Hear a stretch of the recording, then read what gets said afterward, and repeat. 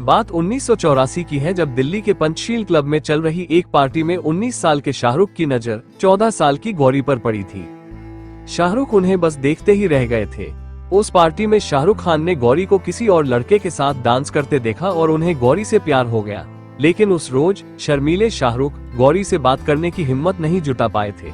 इसके बाद तो जिस पार्टी में भी गौरी के पहुंचने की उम्मीद होती, शाहरुख भी उस पार्टी में पहुंच जाते। बस क्या था, 25 अक्टूबर 1984 को तीसरी मुलाकात में शाहरुख ने किसी तरह गौरी के घर का फोन नंबर हासिल कर ही लिया। शाहरुख को गौरी पसंद आ गई थी। उनसे फोन पर बात करने का तरीका भी शाहरुख ने ही निकाला था। वो अपनी किसी दोस्त से गौरी के घर फोन करवाते। गौरी के घर जो भी फोन उठाता, शाहरुख की दोस्त उसे अपना नाम शाहीन बताती। शाहीन कोडवर्ड था, जिसे सुनकर गौरी समझ जाती कि फोन शाहरुख का है। गौरी के घर किसी को शक भी नहीं होता था और फिर शाहरुख और गौरी देर तक बातें करते। गौरी और शाहरुख की मुलाकात पार्टियों में ही हो पाती थी, जहां गौरी की फीमेल फ्रेंड्स भी उनके साथ होती थी। धीरे धीरे ये दोनों लॉन्ग ड्राइव पर भी जाने लगे थे। शाहरुख का गौरी को प्रपोज करने का तरीका भी अनोखा था। मुश्ताक शेख द्वारा लिखित अपनी बायोग्राफी शाहरुख केन में एसआर के उन दिनों को याद करते हुए कहते हैं, एक दिन मैंने गौरी को उसके घर छोड़ा। जब वो गाड़ी से उतर रही थी तो मैंने उससे कहा, मैं तुमसे शादी करना चाहता हूँ। इसके बाद बिना उसका जवाब सुने बिना मैं अपनी गाड़ी लेकर वहाँ से चला आया। शाहरुख गौरी को लेकर बहुत ही पजेसिव थे। इतने पजेसिव कि वे अगर अपने बालों को खोलकर रखें तो शाहरुख उनसे लड़ने लगते थे। एक मैगजीन में छपे अपने लेख में शाहरुख ने कहा था कि उस समय गौरी को लेकर मेरी दीवानगी बेहद बढ़ चुकी थी। अगर वो स्विमसूट पहनती या अपने बाल खुले रखती तो मैं उससे लड़ने लगता था।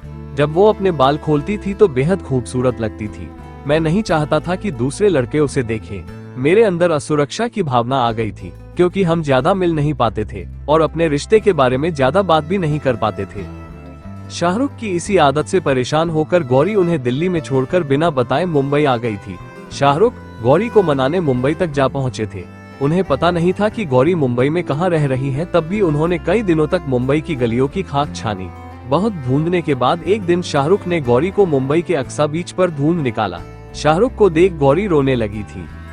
शाहरुख और गौरी तो अपने प्यार को शादी में बदलने के लिए तैयार थे, मगर दोनों के धर्म अलग होने की वजह से इनके घर वालों को कड़ी आपत्ति थी। शाहरुख ने गौरी के परिवार वालों को मनाने के लिए खूब पापड़ बेलने पड़े और उन्हें मनाने में आखिरकार कामयाब हो ही गए। गौरी के माता पिता समझ चुके थे कि गौरी और शाहरुख अब किसी भी तरह उनकी बात नहीं मानेंगे, इसलिए आखिरकार उन्होंने उनकी शादी के लिए हाँ कह दिया था। शाहरुख और गौरी का निकाह भी हुआ, जिसमें गौरी का नाम आयशा रखा गया।